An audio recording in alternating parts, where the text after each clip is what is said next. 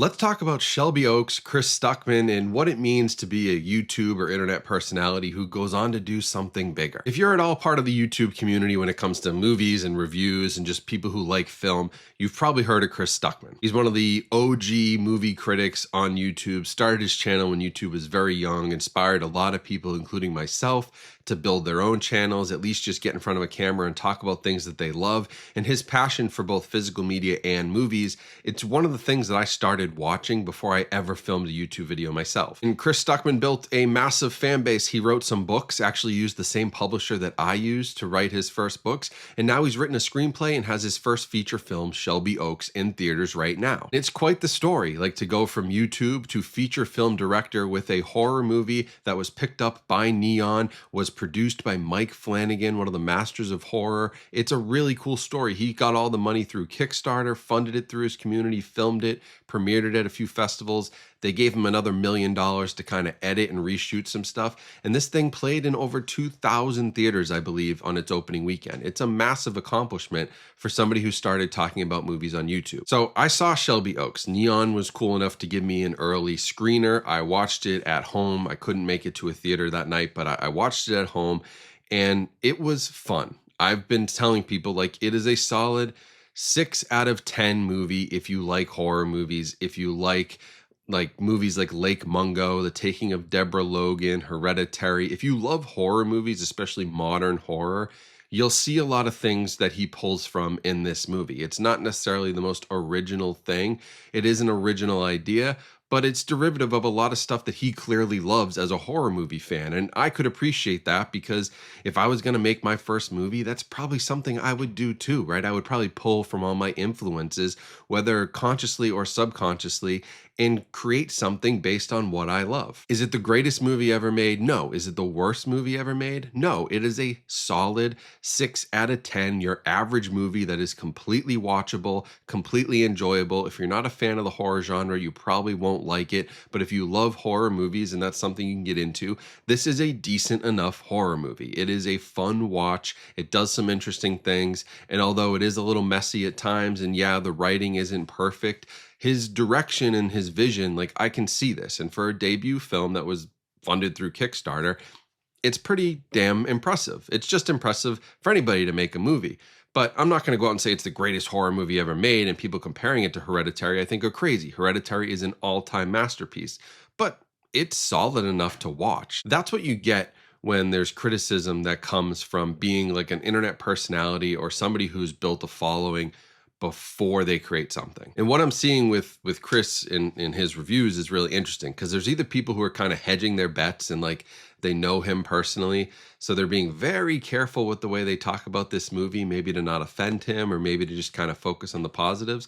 But then there's also people who clearly just don't like him as a person, and that bias completely ruins their view and completely skews their reviews. I feel that, like, as somebody who has now created something. I wrote a book, right? This is my first thing that I've put out there into the world as a creator. And it's the first physical item. Like, it's not a movie, but it's a book. You know, you're buying books, you're selling books. People are getting something other than just video content.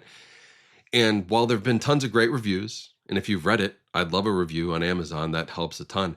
There are also the people who just leave a 1-star review because they clearly just don't like me. You can tell, like, in the comment, it'll be just like, this is trash. I hate this. Everything about this sucks. And I'm like, I get it. You don't like me. You know, you came into this with a bias because it's the same that you probably get 5-star reviews.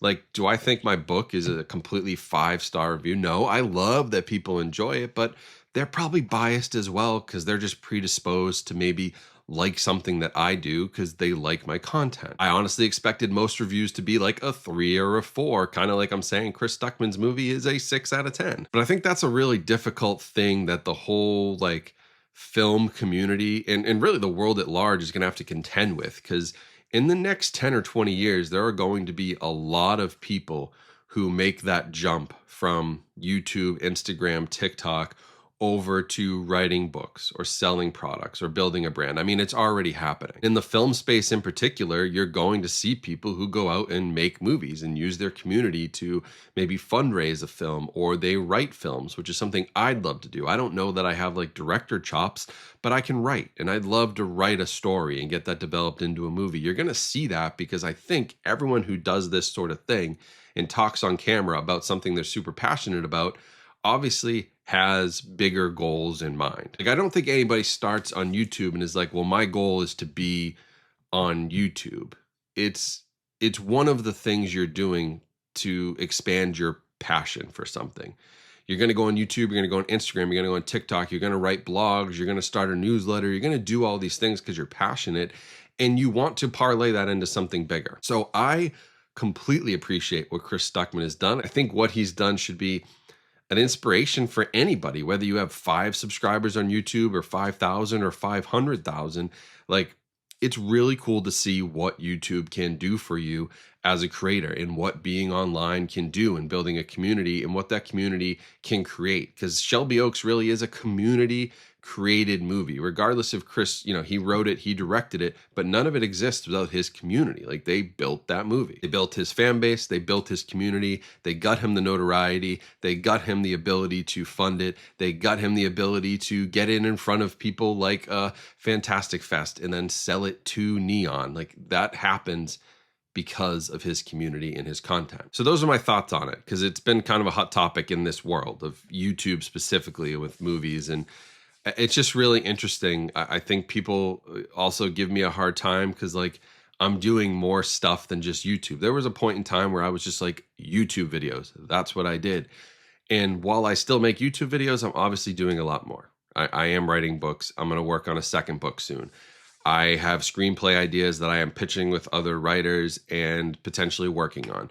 I have helped produce a few movies and I want to do more of that, helping them with marketing, promotion, even just, general direction and giving my thoughts on what might work and what might not. So while I know there were people out there who are like, just do YouTube and I miss your YouTube, like, I do understand, but I think if everybody was in Chris's boat, if everybody was in my boat, if you've built this community, the goal is to make it bigger. And I honestly think it should be celebrated because we're not Nepo babies. We don't have $10 million or, fathers who were already in this industry. People like Chris built this himself. Like, they were not rich people. He made money off of YouTube, sure, but it didn't make him a millionaire. He crowdfunded. He built a community. He did what you'd want people to do in this world. And the criticism of that is what kind of baffles me. Because, like, isn't that what you would want from somebody who you're supporting and following? Like, is for them to do more, for them to keep growing. Like, that's a natural progression. So I've never met Chris. I've watched his videos for a long time. Maybe he'll watch this, maybe he won't. If he's smart, he's not watching any of these videos about him and his film, because he should just live with the success that he has and ignore all the negativity. But if he is watching this, I just want to say congrats, man. You're an inspiration. You did a really cool thing here. I think you did it the right way. And your movie, could it have been worked on? Yeah. Like, is it perfect? No. And I think he probably knows that, so we don't need to point it out. But, like, a good debut. You have a good eye. There's stuff here to work on and parlay into another film. And I'm excited to see what you do next, personally, especially as somebody who, wrote a book, and this publisher was telling me, hey, 8 years ago, whatever it was, Chris Stuckmann wrote a book for us, and now look where he is. I'm like, yeah, well, maybe in 5, 6, 7, 8 years, maybe I'll be there too. I'd love to be. If it doesn't happen, it doesn't happen. But, like, the path that he has set up for other people over the last 15 years is inspiring to me. It should be inspiring to everybody, regardless of what you think about his movie. What he's done is very cool. So that's it. Those are my thoughts. Wanted to get this out there because it is a hot topic in the YouTube movie community. But good on you, Chris. You did a good thing. So thank you all for watching. Of course, if you'd like, I'd love for you to buy my book, Lost in the Stream. It's available for sale everywhere. Bookshop.org. Buy it from an indie bookseller. Ask your library, Amazon, Target, Walmart, Books A Million, Hamilton Book, Bull Moose. If it sells books, it has my book. So go grab it if you want to support me in my next step outside of YouTube, which has been primarily writing. But also make sure to follow me on social media. stay up to date with everything, you can join my Substack blog, which is also my newsletter. You'll get emails of my latest posts and different things like that. But I appreciate everybody and your support, because none of this happens. This book doesn't happen without the YouTube community. Shelby Oaks doesn't happen without the YouTube community. It's a very cool thing that in 2025, you can continue to build this community, and it is really all up to you guys and who you support, and it means a lot. So thank you. But that's it. I hope you have a great rest of your day. Stay safe, stay healthy out there, and I'll talk to you all soon.